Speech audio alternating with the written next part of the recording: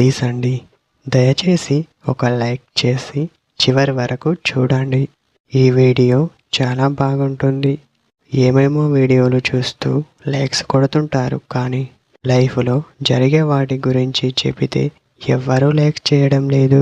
ఇటువంటి వీడియోస్ కావాలంటే తప్పకుండా లైక్ చేయండి.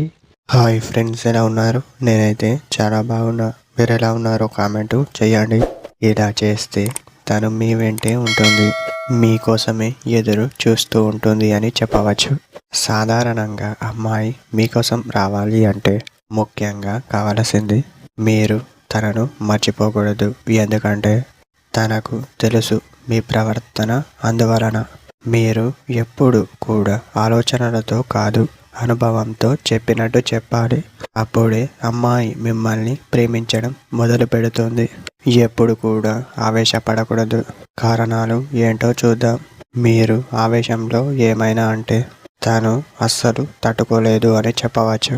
కానీ మీరు దగ్గరగా ఉన్న మిమ్మల్ని చూడాలి, మీతో మాట్లాడాలి అని తనకు అనిపించదు అని చెప్పవచ్చు. కారణాలు ఎన్ని అయినా నిదానంగా సక్రమంగా ఉంటే చాలు, తను మీ నుండి ఎక్కడికి పోదు అని చెప్పవచ్చు.